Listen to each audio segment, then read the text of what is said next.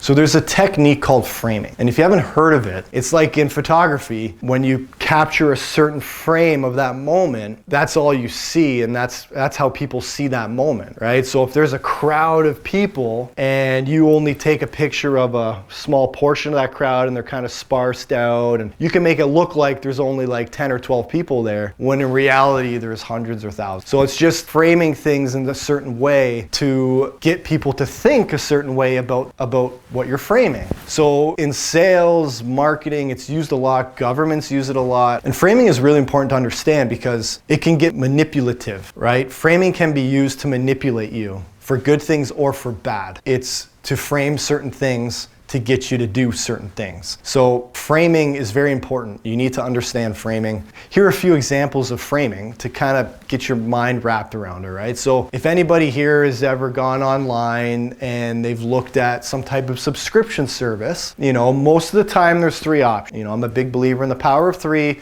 good, better, best, that type of lineup, right? So when you have three options, good, better, best, do you think they frame it with the most expensive option as the number? No. They're going to put as low as, and literally put as low as the least amount that you can pay for the most basic service. Because right or wrong, that won't scare you away, and it'll get you to learn more about that service, that software, whatever it is, so that they can hopefully convince you that it's of value to you and you'll subscribe. So say it's as low as $20 per month, okay? But it's as high as $150. If they promoted $150 and they framed their solution at $150 a month, that's gonna scare people away, potentially, because they don't need the $150 option. Well, maybe they do, but it's not in their budget. But if you put as low as $20, now they're more inclined to say, okay, that fits my budget, or maybe that's below budget, interesting, I'm gonna try and learn more. Because you framed it in a way that gets more attention. Pharmaceutical companies do this all the time too. Pharmaceutical companies, they frame the solution to one disease or one issue, but it creates a whole bunch of others potentially, but they don't frame it that way. They frame it as, you're cured of IBS. You don't have to run to the bathroom anymore. You don't have to worry about if there's a bathroom here, there, or whatever, right? But you may get boom, ba boom, ba boom, ba boom, ba boom. And then back to the happy person that doesn't have IBS. So, and statistics do this a lot too. You can take numbers and make them work in your favor or make them work against you. Which ones are you gonna pick? It's common sense. If you want any pitch deck, any company presentation about certain things is gonna pull statistics that are in their favor and amplify potentially a certain message, right? So some surgeries have this. So they're not gonna frame it like, this many people die per year from this surgery. They're gonna frame it as it has a 99% survival rate, because that's gonna get a response from you that's much more positive than if they framed it the other way, and right or wrong, it just makes logical sense to do that. When you understand framing, you can ask yourself, why is it being presented to me in this way? The mainstream media is a great example of stuff like this, right? So they will literally frame something a certain way for whatever viewpoint they want to assert on the public. When you can take that exact same event and frame it a whole other different way to service another belief or viewpoint, right? And you see a lot of this with whether it's Democrat, Republican, left, right, whatever it is, conservative, liberal. You can take an issue, and if you have a liberal audience, you're gonna frame it to make it better for that liberal audience. You're not gonna frame it to go against that liberal audience and alienate your viewers, right? So when you know your audience, you start framing certain things to that audience. Or if you want to push a viewpoint on somebody, you frame it a certain way to push that viewpoint on somebody, to reinforce that you're right and they're wrong, and that person either takes it hook, line, and sinker, or eventually you break them down to the point where they believe it, or that person, if they understand framing and they're a critical thinker, they're going to look at other statistics and other viewpoints to come up with their own conclusion. Whether it's right or wrong, that's not the point here. The point is it's going to be framed a certain way, right or wrong, to a certain viewpoint, right or wrong, and you need to decide for yourself if that framing is something that I would frame that situation in, or I disagree and I would frame it this way, right? So in sales, marketing too, same thing. So for instance, we sell a fire table that has an upgraded burner. So this upgraded burner gives you a bigger flame and it uses less gas to give you the same flame as a competitor. So you could frame it in two ways. You could frame it to the less gas, or you could frame it to the more flame. So depending on your audience and what triggers a higher response to get that desired outcome of selling more fire tables or selling more upgraded burners, you're going to frame it a certain way. If the audience responds to, oh man, I want that bigger flame, I could care less about fuel efficiency, you're going to frame it as the biggest flame in the industry, blah, blah, blah, and you don't even have to worry about mentioning less gas, right? But if you have a very eco-conscious audience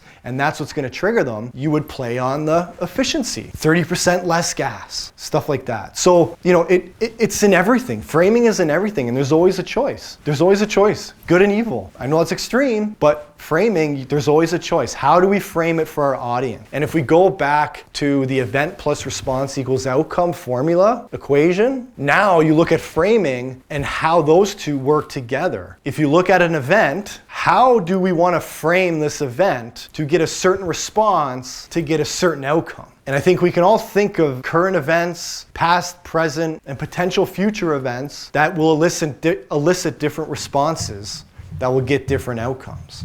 Right? So when we had the crisis, people were getting stimulus checks, right? People were getting money. There's an event, okay? Framing it like, okay, we need to spend money in our economy to get the economy back, to get things going again. So they're trying to get you to spend money. They're giving it to you. They're trying to get you to spend it because they're framing it like the economy depends on it. And if you don't spend it, the economy will suffer. But they didn't frame it as, okay, if you do this, inflation's gonna start to tick up. They didn't frame it like that, because if they frame it like that, you're not gonna spend it, right? So, but what did we get? We got a frenzy of people spending money on stuff that they probably didn't really need because it was framed that you need to do this, you need to do this, you need to do this. Now we're paying the price for it. There's all these different ways that framing can be used, good or bad, but when you understand framing, it's harder for you to get manipulated because you can look at the inverse relationship of certain statistics as well. If somebody wants to frame something to look, very bad, they're not going to take the statistic that doesn't align with that, right? They may not take a percentage because the sample size is so big and the amount is so small in relation to that the percentage isn't scary enough. So they'll find big numbers to drive out there to frame using big numbers instead of percentages to make things look a certain way to get you to do certain things and to get you to feel certain things and all that, right? So, but when you understand that, you can say, okay, because what's happening is sometimes they don't expect you to go and do your own math. They don't expect you to go and do your own research and do all that. There's certain people that just do that because that's who they are.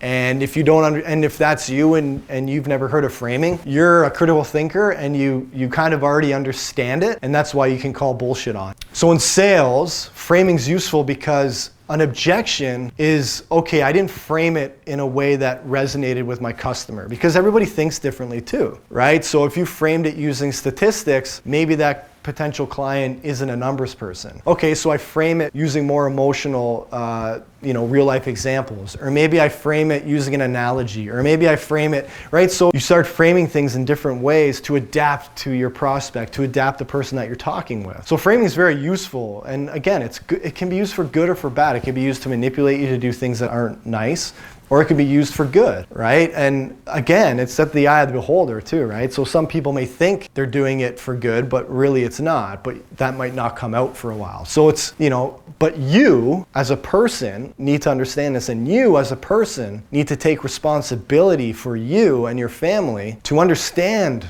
something like framing, to understand that things aren't always as they seem, to understand that there's always another side of the coin, and to understand that, okay, it's being framed this way for a reason. I'm going to find out why, and if I agree with it, okay. If I don't, I can frame it in a different way, and I can share that with my family, and if my family agrees with that, so be it. If they don't, so be it. But at least you're coming from a place of logic. You're coming from a place of, okay, I understand how they want you to see it, but I see it this way, and here's why. And then it can come down to just, different folks, different strokes. Sometimes that's what happens, right? Not everybody's going to agree with everybody all the time, and that's why our society works, is because you need people to question certain things so that we can dig deeper and find out reasons and for things to either be validated or not validated. Framing is great because there's also some funny things out there where, you know, they'll trick people. Framing that situation in a way to get a certain response, and they get it, but then they say, hey, actually this is what it was. And then that person's like, oh, it's like that gotcha, right? It's like, okay, well, we framed it this way and you believed us, but it's actually like this. It's very interesting, and the easiest way to think about it is like a picture. You're taking a certain frame of something to show to somebody, and whether they see the whole picture or not is up to that person. But you're showing them a certain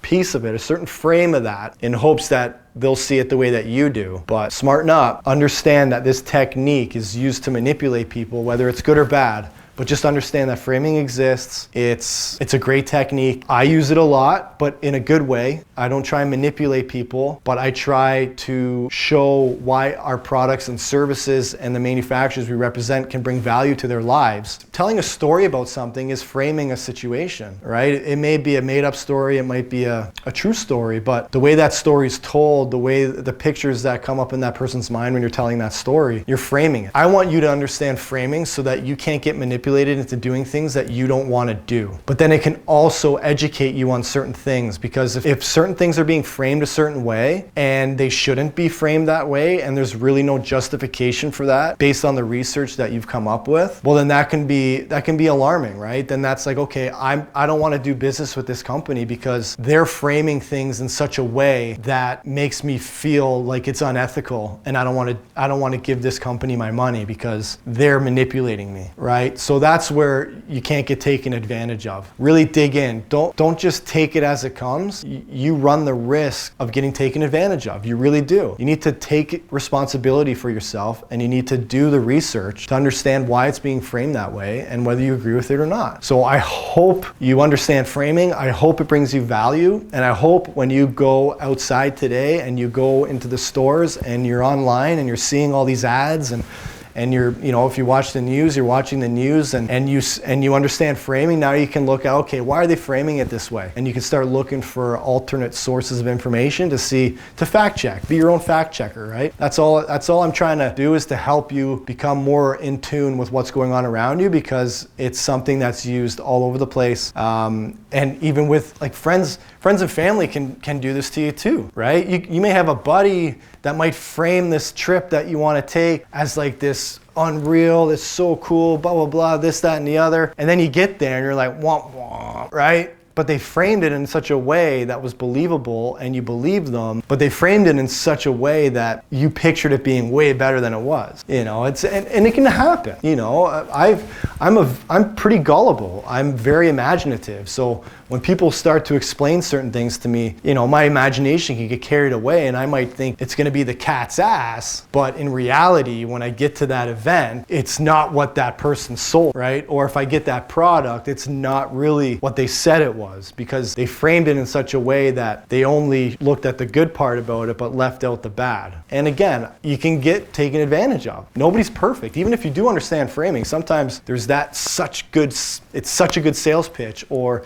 you want it to be true, so you kind of really don't do your homework and you just take that leap of faith, or you're just busy and you're like, you know what, I kind of trust, they sounded good, they seem trustworthy, I'm gonna sign up, I'm gonna go to that event. And then you get to that event and it's just like, what the heck am I doing here? This makes no sense, right? So, you know, it's just understand how people frame things, do your due diligence. I hope this brought you value. I hope you understand framing. If you have any more questions, reach out. I will be doing more content on framing and really diving into it, giving some more examples, some books that really dive into this topic. In sales, it's very important to understand it. And as a person, you need to understand it. As a citizen, you need to understand it, okay? So, hope this brought you value. Thanks a lot.